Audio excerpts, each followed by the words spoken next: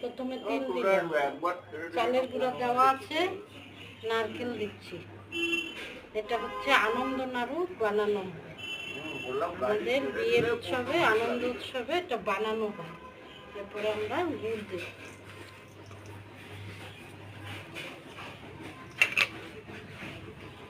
এর মধ্যে আছে ধান অল্প কুটে রেখেছি, সেটা দিয়েছি, চালের গুঁড়ো, নারকেল কুচি, নারকেলের কোড়াও আছে, আর গুড় আছে।